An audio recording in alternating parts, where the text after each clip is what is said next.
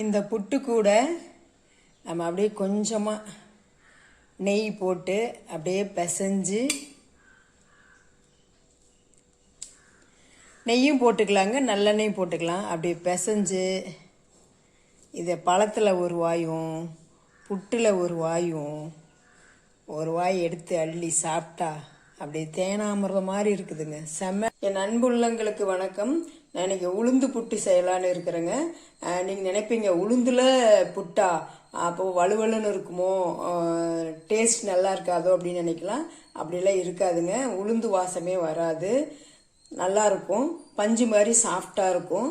ஆனால் குழந்தைங்க சில சமயம் பார்த்தீங்கன்னா உளுந்தங்கஞ்சி இதெல்லாம் செஞ்சு நம்ம உளுந்தங்கஞ்சியெல்லாம் சில சமயம் குழந்தைங்க குடிக்காத பட்சத்தில் இந்த மாதிரி நம்ம செஞ்சு கொடுக்கலாங்க. இது சூப்பராக இருக்கும். வாங்க இது எப்படி செய்யலான்னு பார்க்கலாம். அதுக்கு நான் இந்த கிண்ணியில் ஒரு கிண்ணி உளுந்து எடுத்துக்கிட்டேங்க. இது ஒரு 100-120 கிராம் பிடிக்கும்.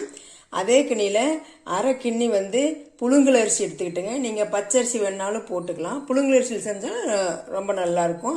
இது ஒரு டேஸ்ட்டு, அது ஒரு டேஸ்ட் வரும், அவ்வளோதான். நம்ம இதை ரெண்டையுமே நல்லா வறுத்துடலாங்க. இதையும் நல்லா செவக்க வறுத்துடணும், கோல்டன் ப்ரௌன் கலர் வர மாதிரி வறுக்கணும். இதையும் நல்லா வறுக்கணும். இப்போ நம்ம இதை ரெண்டையும் வறுத்துட்டு வந்துடலாங்களா. இப்போ இதில் நம்ம கழுவ முடியாது, கழுவிட்டு நம்ம பண்ண முடியாது. அதனால் இதை இந்த உளுந்து என்ன பண்ணுறீங்கன்னா நல்ல ஒரு காட்டன் கிளாத் வச்சு இதை நல்லா தொடச்சிக்கோங்க. ஏன்னா இதில் ஒயிட்டாக இருக்கும் இல்லைங்களா, அந்த பவுட்ரு மாதிரி இருக்கும். இதையும் நல்லா போட்டு துணியில் போட்டு நல்லா நல்லா க்ளீன் பண்ணி எடுத்துக்கோங்க. அதேமாதிரி அரிசியும் நல்லா கொஞ்சம் க்ளீன் பண்ணி எடுத்துக்கிட்டு அதுக்கப்புறம் நம்ம வறுக்க ஆரம்பிக்கலாங்க.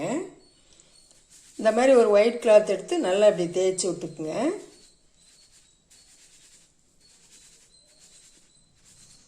இதே மாதிரி அரிசியும் எடுத்துருங்க.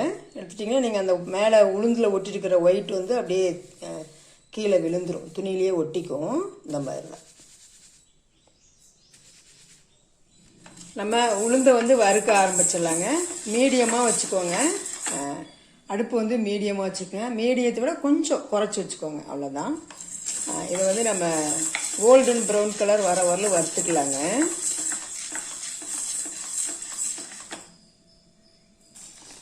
இந்த மாதிரி செவக்க வறுத்துக்கோங்க.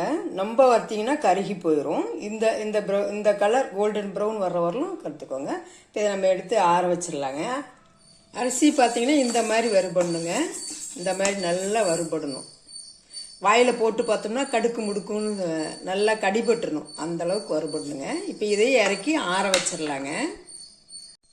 இப்போ இது ரெண்டும் நல்லா ஆறட்டுங்க. ஆறுனதுக்கப்புறம் நம்ம மிக்சியில் போட்டு அரைச்சிக்கலாம். இது நல்லா ஆறிடுச்சுங்க. இப்போ நம்ம சின்ன ஜாரில், மிக்சி ஜாரில், சின்ன ஜாரில் போட்டு முழுமையாக போட்டு அரைக்க வேணாங்க, பாதி பாதியாக போட்டு அரைச்சிக்கலாம். அதாவது நம்ம ரவை பதம், சிறு ரவை இருக்குது இல்லையா, பாம்பே ரவைன்னு சொல்லுவோம்ல, குட்டி குட்டியாக இருக்குமே, அந்த ரவை பதத்துக்கு நம்ம அரைச்சிட்டு வந்துடலாங்க. இந்த மாதிரி அரைச்சிக்கோங்க. இந்த ரவை பதம், அதாவது பாம்பே ரவை சொல்லுவோம் இல்லைங்களா, ரொம்ப குட்டியாக இருக்குமே, அந்த சிறு ரவைன்னு சொல்லுவோம்ல, அந்த மாதிரி. ஏன்னா அப்போ தாங்க நமக்கு புட்டு கொல கொலன்னு ஆகாது, இல்லைன்னா நல்லா கட்டியாட்டாயிரும். அதுக்காக தான்.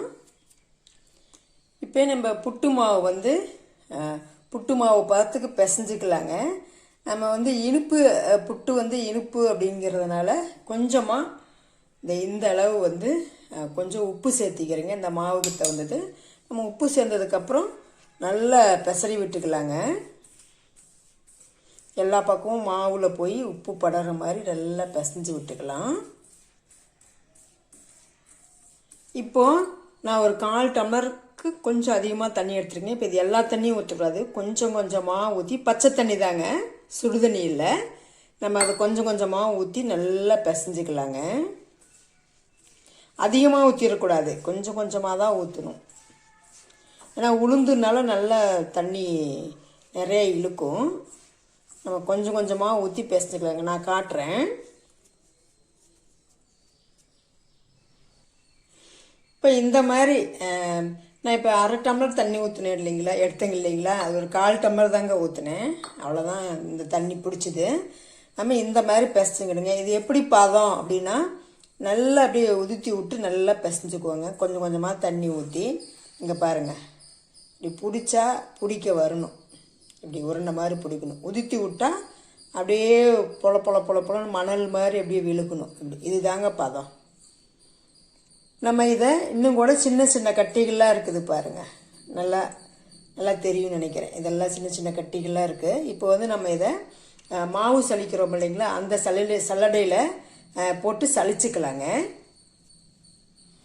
இந்த மாதிரி சல்லடை இருந்தால் போட்டு சலிச்சுக்கோங்க. அப்படி இல்லைன்னா உங்களுக்கு பிளேட் மாத்திரை சல்லடை இருந்துச்சுன்னா பெருசாக இருக்குது இல்லைங்களா கண்ணு, அந்த மாதிரி சல்லடையில் சலிச்சுக்கோங்க.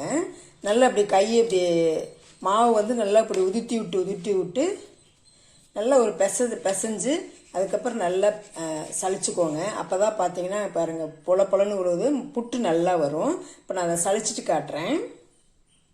பார்த்தீங்களா, இந்த மாதிரி நல்லா பூ மாதிரி சலிச்சாச்சு. எந்த அளவு தான் கப்பி எனக்கு வந்திருக்கு. ஒரு 5 நிமிஷமாட்டும் நல்லா தேய்ச்சி நான் சலித்தேன். இப்போ இதை செடிக்கடியில் போட்டுடலாங்க. இப்போ நம்ம இந்த புட்டு மாவு கூட கொஞ்சமாக நான் வந்து தேங்காய் துருவல் போட்டுக்கிறேங்க. கொஞ்சமாக, அதிகம் இல்லை, கொஞ்சமாக அப்படியே.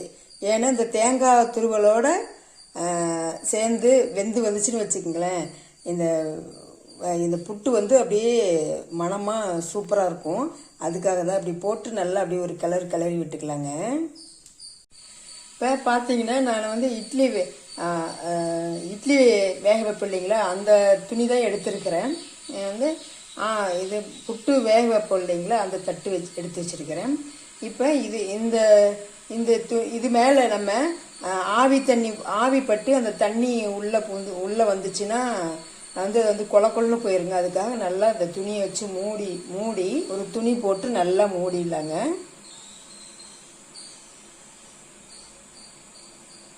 நல்லா மூடிட்டு இந்த மாதிரி நான் இட்லி தட்டு ஆல்ரெடி எனக்கு இட்லி பானையில் கொஞ்சம் தண்ணி ஊற்றி வச்சுருக்கிறேங்க. இது நம்ம இட்லி பானைகளை வச்சு ஒரு 10 to 12 நிமிஷம் வைக்கலாங்க. சரிங்களா, நமக்கு வந்து இந்த மேலே ஒரு துணி போட்டனால பார்த்தீங்கன்னா எதுவும் தண்ணி படலை. இப்போ நான் இட்லி தட்டு எடுத்தோன்னே அப்படி லேசாக ஒரு ட்ராப் விழுந்தது, அது பாருங்க அப்படியே இதாக இருந்துச்சு. இப்போ இதை எப்படி வெந்துருச்சு அப்படின்னு செக் பண்ணுறதுன்னா இப்படி திருக்கி வரணும், இந்த மாதிரி உருட்டை வரணும். இப்படி இந்த பதம் இருந்துச்சுன்னா இப்போ புட்டு வந்து வெந்துருச்சுன்னு அர்த்தங்க. அவ்வளோதாங்க. இப்போ நம்ம எடுத்துடலாம். சளிச்சிட்டு போட்டோம்னா நமக்கு ஒட்டுறதில்லை. இப்போ இது கூட கொஞ்சம் ஏலக்காய் தூள், அப்புறம் நாட்டு சர்க்கரை போடுறேங்க. நான் நாட்டு சர்க்கரை தேவையான அளவு போட்டு கலந்து பார்த்துட்டு பத்தலினா அப்புறம் போட்டுக்கலாம். அப்புறம் தேங்காய் துருவல், நமக்கு தேங்காய் துருவல் எவ்வளோ வேணாலும் போட்டுக்கலாங்க, நம்ம விருப்பம்தான். உங்களுக்கு எவ்வளோ தேங்காய் துருவல் பிடிக்குமோ அந்த அளவு போட்டுக்கோங்க.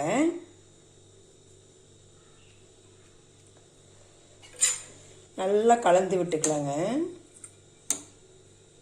சளிச்சிட்டு போட்டதுனால நமக்கு வந்து கட்டி விழுகாமல் சலிக்கிறதுக்கு ஒரு 5 நிமிஷம் டைம் ஆகுங்க, அவ்வளோதான்.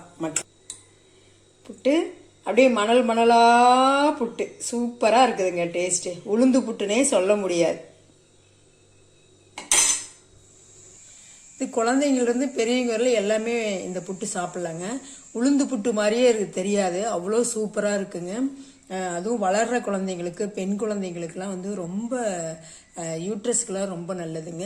ஏஜ் அட்டன் பண்ணதுக்கப்புறம் பார்த்தீங்கன்னா இந்த மாதிரி புட்டு செஞ்சு கொடுக்கறது ரொம்ப ரொம்ப நல்லது. அதேமாரி மாதத்தில் ஒரு 2 நாளைக்காவது இந்த மாதிரி புட்டு, உளுந்தில் வந்து நம்ம புட்டாவோ அல்லது களியாவோ ஏதோ ஒரு வகையில் நம்ம வந்து பெண் குழந்தைங்களுக்கு கட்டாயம் கொடுக்கணும். அப்போ தான் இடுப்பு எலும்பெல்லாம் நல்லா ஸ்ட்ராங்காக இருக்குங்க.